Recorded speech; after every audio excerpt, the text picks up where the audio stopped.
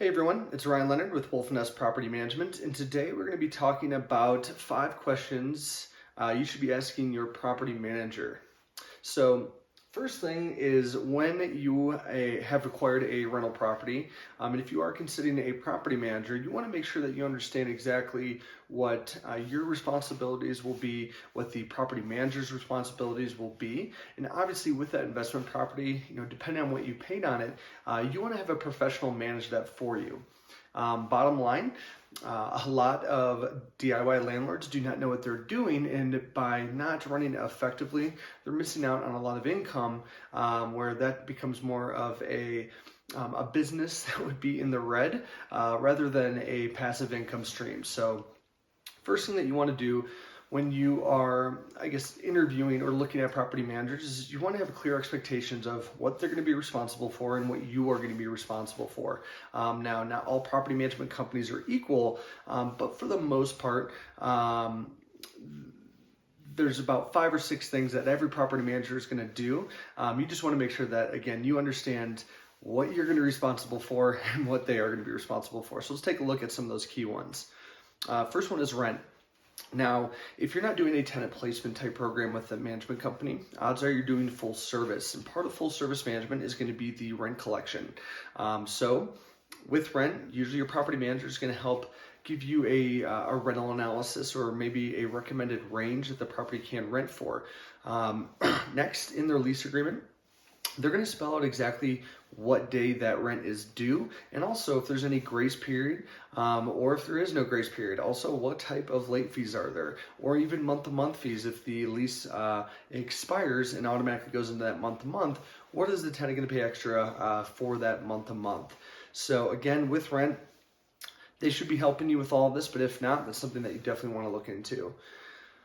Next one is tenants. Now, this is what probably I would say the most important process of renting a property is really that screening aspect. So obviously they facilitate the showings, take the photos, do all the marketing, but once they've identified applicants, the screening is one of the most important things that a property management company will do. Also, ask if they're going to be screening everyone over the age of 18, or are they just going to have one person that they're going to be screening. So again, handle the screening of the tenants, which is probably one of the more time-consuming things that you do as a landlord.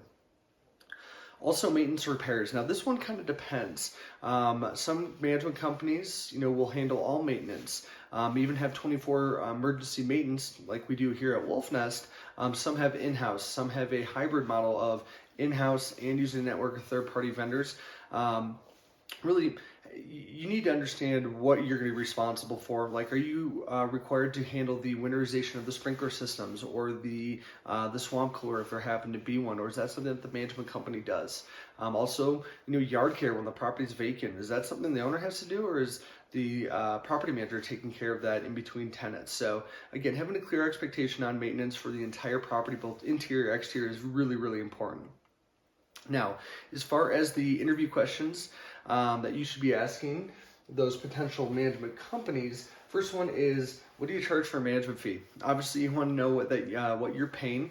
Also, I would ask things like, do you have any sign-up fees, any onboarding fees, lease renewal fees? Is it a management percentage of the monthly rent, or is it a flat fee? There's a lot of different ways that management companies will charge that fee, and again, having a clear expectation of what that is going to help you not only cash flow, but have a better understanding of that revenue generating business, that property. Next one is, what screening is done for those prospective tenants. Now, again, I know here at Wolfnest, we do probably some of the most strict tenant screening of any management company here in the Valley, because we do an 8-step credit, criminal background, landlord reference checks, sex offender registry checks. We do income and employment verifications. You name it, we do it. Now, again, not all companies may be doing the same thing. So, again, ask the criteria that they have when they're screening the applicants. That way you have a better idea of, okay, are they picking the right tenant, or are they just in a hurry to get a tenant in there and start getting that management fee? Now, this is a good one too.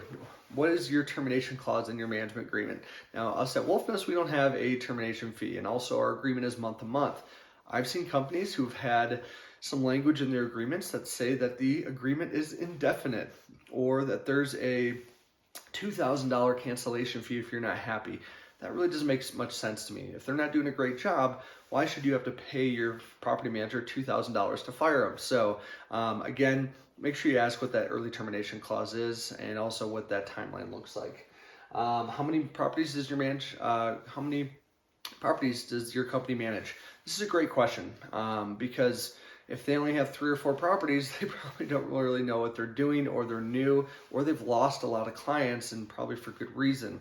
Also, you don't want a company that's going to have 50,000 doors, because you are, probably a little spick on the radar, as far as, them being concerned, or your property being top priority. If you only have 1 and they manage 6,000 other homes, odds are that stuff may fall through those cracks, unless they have just a massive labor force to be able to oversee that entire portfolio. So good question to ask.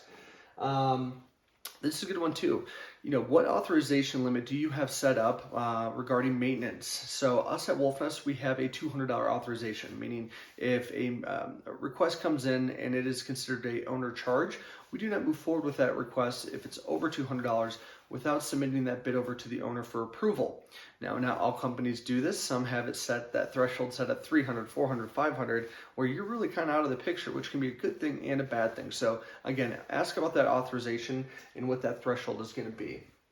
So again, these are just some basic questions that you should be asking if you are interviewing property management companies. This is not a full list, so if you have any other questions or want to discuss our services, I'd be happy to do that with you. There's our website, my phone number. Give me a call. Again, I'd be happy to discuss your portfolio and see if we could be a good fit for you. Thank you.